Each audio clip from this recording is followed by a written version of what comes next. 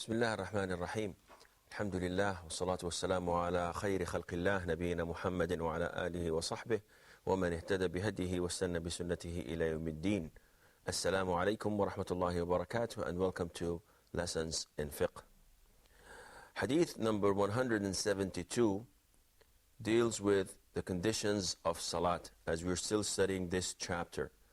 And it's narrated by Muawiyah ibn al-Hakam, and I believe that Brother Mustafa will read it for us. Narrated by Muawiyah ibn al-Hakam, may Allah be pleased with him, Allah's Messenger sallallahu alayhi wa sallam said, "Talking is not benefiting during the prayer, for it consists only of glorifying Allah, declaring His greatness, and recitation of the Quran." Now, this hadith definitely tells us one of the things that a person should preserve during his prayer, and that is, he should not talk throughout the prayer. And talking is not acceptable. We will learn later on, inshallah, that this was the case at the very beginning of Islam, that Muslims, while in prayer, they could talk together. So while they are in the congregation praying, he could look to his left and say, "Hey Muhammad, what are you going to do this night?" And the guy says, "Well, I think I'm going to go, do some bowling or whatever. You have anything in mind?" He said, "Well, let's finish praying and talk afterwards." This was acceptable at the beginning in Islam. They used to talk, and but until Allah Azza wa Jal told them not to do this. And we will come to this, inshallah, later on. In this hadith, Muawiyah ibn al-Hakam spoke. He talked. And he didn't know that it was not permissible. The Prophet ﷺ told him that this is not benefiting, it's not good, it's not suitable for prayer, and the prayer should consist only of glorifying Allah, declaring His greatness, and the recitation of the Quran. This is the only thing that is acceptable in prayer. There is another hadith, and it might be related to this one, where, and Muawiyah ibn al-Hakam could be this one, where someone sneezed while in the congregation prayer. And of course, you know that when someone sneezes, he should say, "Alhamdulillah." And those who heard him should say, "Yarhamkum Allah." So this man, whether it's Muawiyah or someone else, heard this companion sneeze, so he said, "Yarhamkum Allah," during the prayer.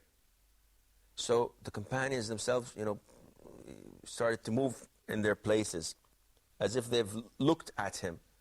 And he noticed that they are looking at him, so he talked again. "Why are you looking at me?" He shouted, "Why are you looking at me?" That was during the congregation prayer. So they started clapping their thighs, making a sound of asking him to shut up.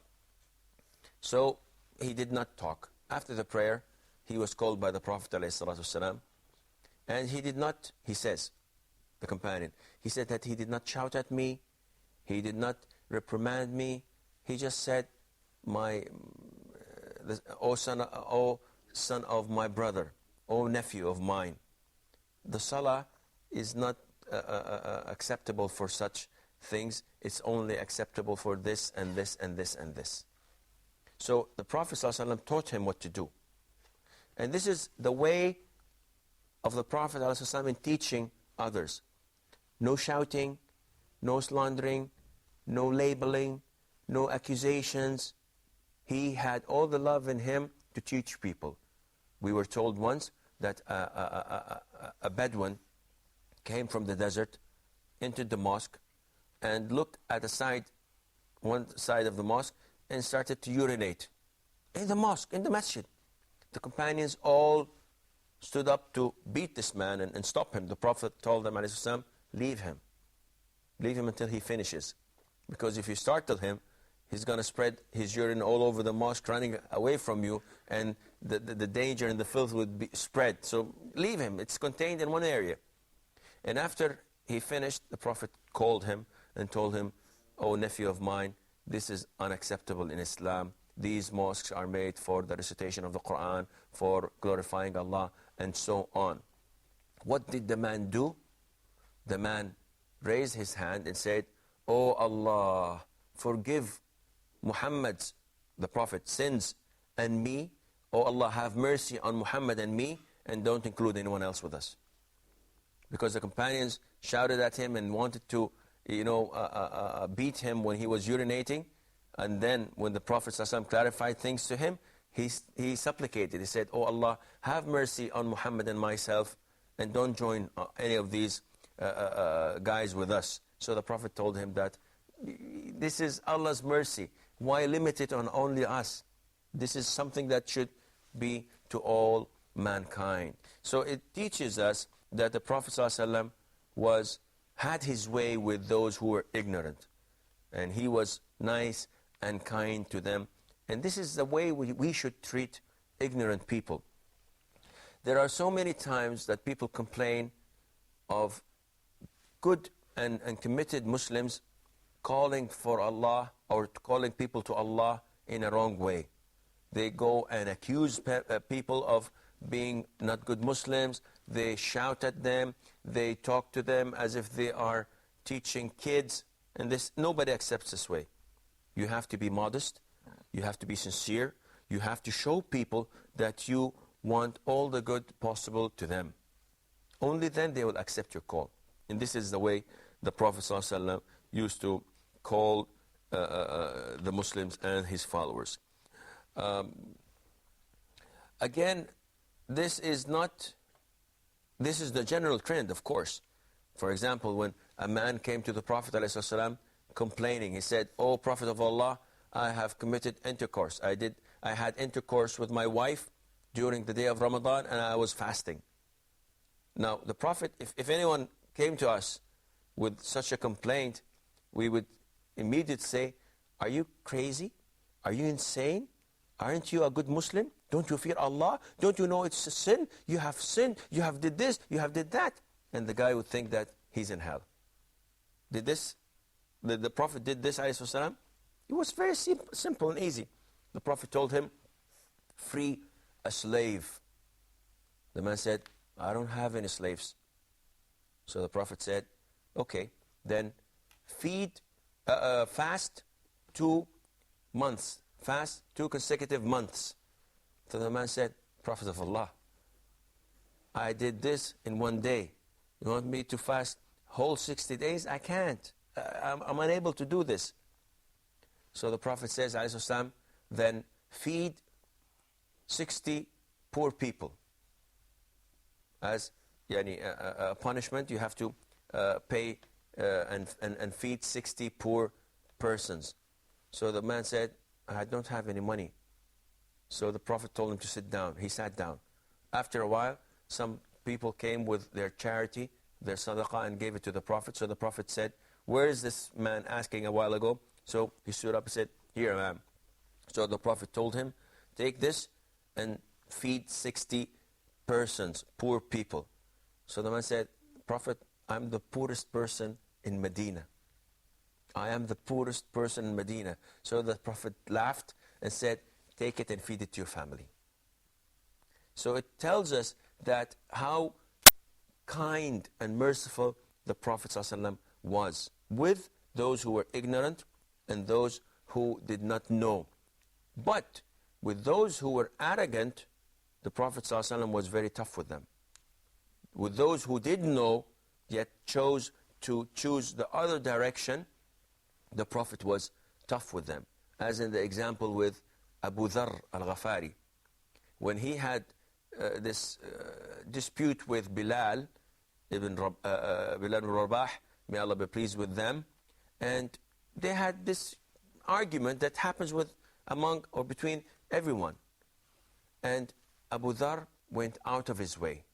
He crossed the red line. And he said to Bilal, "Shut up, you, the son of a black woman." And this is an insult if it's intended to be an insult.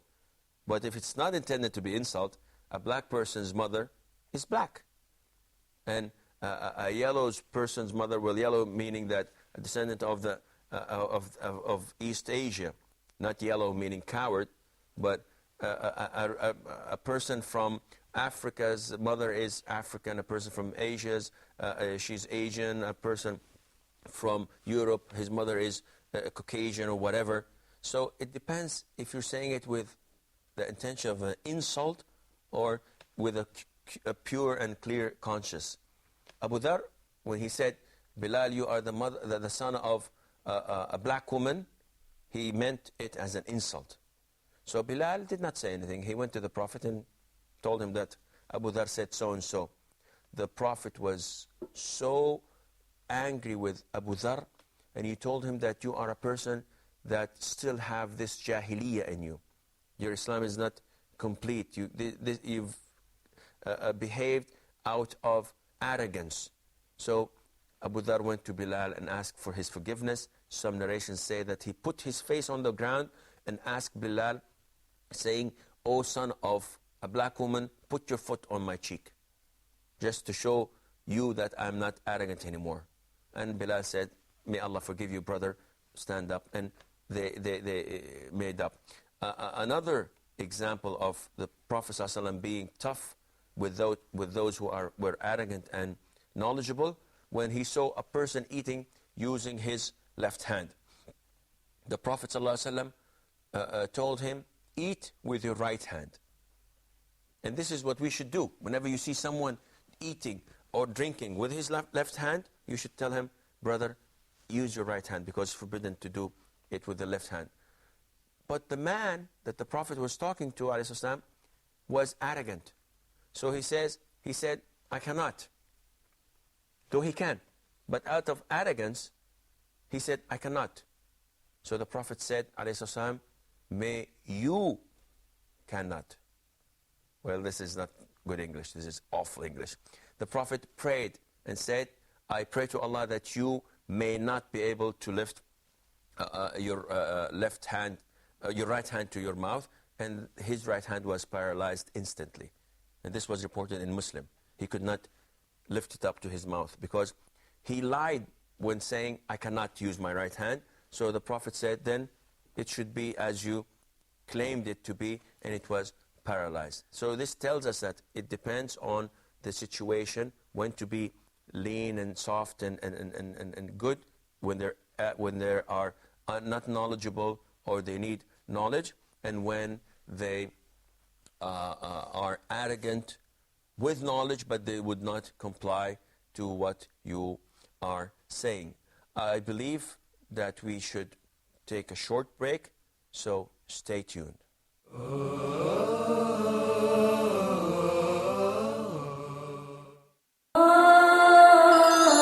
Let's talk.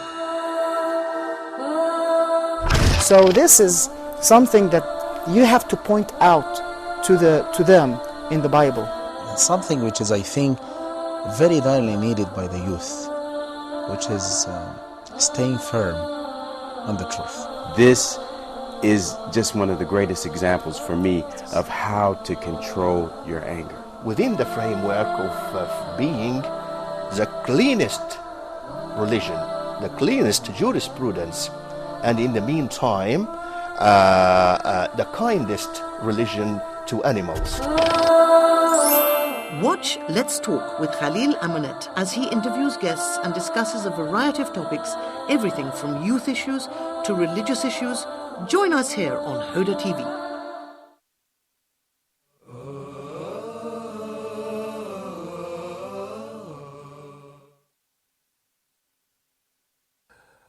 Assalamu alaikum wa rahmatullah, and welcome back. The following hadith number 173, I think Abu Malik will read this hadith for us. Narrated by Zayd ibn Arqam radiallahu anhu, we used to talk while engaged in salat, meaning prayer, during the lifetime of Allah's Messenger sallallahu alayhi wasallam. And one would talk with his companion regarding his needs in salat, meaning prayer, till this verse was revealed. Guard strictly the prayers, especially the middle prayer, and stand before Allah with obedience. Then we were commanded to observe silence, meaning in prayer, and were forbidden to talk. Of course, this hadith falls in line in what we as Muslims all do. That is, no Muslims talk or speak during prayer. And this is common knowledge and common sense. Because you are praying, you should observe your prayer and safeguard it without talking, to guard it strictly and not to talk in it. Now, we mentioned this earlier, that at the very beginning, companions used to talk during prayer. It was okay for them to do so until this verse was revealed. حافظوا على الصلاة والصلاة الوسطى وقوموا لله قانتين. And what is the middle prayer? Salatu al-Asr. Then you have to guard strictly your prayers, especially Asr prayer. And why Asr prayer? Because lots of people sleep over Asr prayer after they come back from work or forget it. Mustafa. So if now someone talks in prayer, then his prayer is not accepted? If a person talks intentionally during prayer, yes, it's not accepted. Okay, what about... Unless the imam makes a mistake during the recitation of the Quran and he corrects it.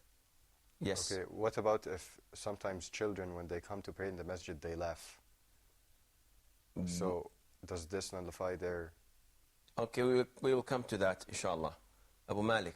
Oh, if like somebody's praying and, you know, like they see their child going to play with electricity or with fire, if they like shout out to them, stop or sit down or come back, will that break their prayer? If they talk intentionally, this nullifies their prayer. They pray again. If they move from their position and climb the stairs and take the child before falling from the stairs, this nullifies the prayer. They pray again. But they have to do this.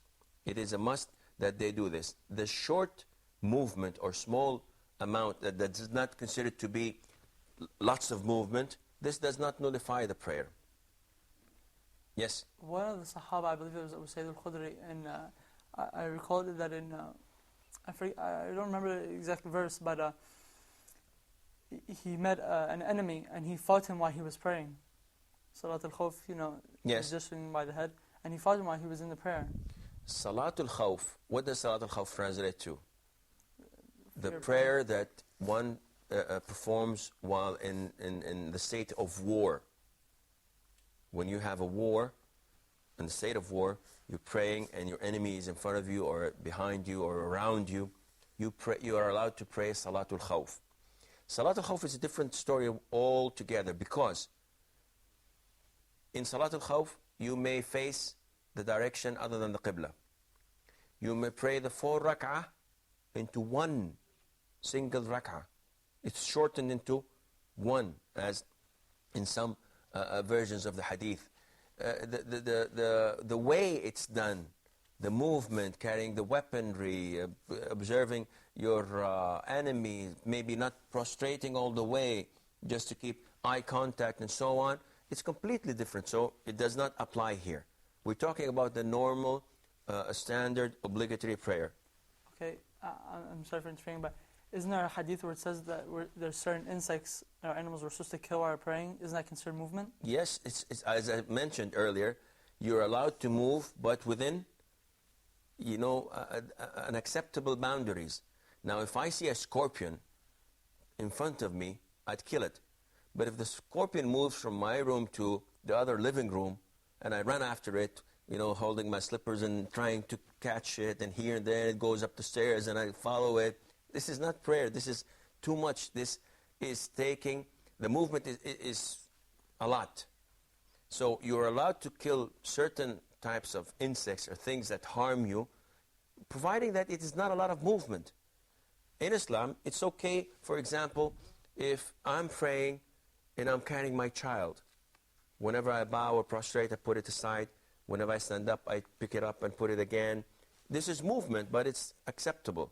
If there's an opening in the row in front of me, it's okay if I walk 2, 3, 4 steps until I fill this gap in the row in front of me. This is acceptable. But lots of movement makes the prayer invalid, such as you're in prayer, your mobile rings, you pick it up, you look at the name, it's a missed call, you try to see who was calling, and then, it's my grandma. You send her a text message saying that, okay, I'll be home for dinner at 9 o'clock. and then you put it back again in your pocket. This invalidates your prayer. So the movement has to be, measured in the sense that would this be regarded as a lot, or would this be regarded as permissible and okay? What brought us this subject? I forgot. About silence in the prayer. About? Silence in the prayer. Silence in the prayer. So one should observe the silence in his prayer and not talk in his prayer. Mustafa, I think question was about laughing, children laughing. Now, scholars classified the sounds that come out of a person. So some of them say if a person says 2 letters or more, then this is considered to be talking, and this nullifies your prayer.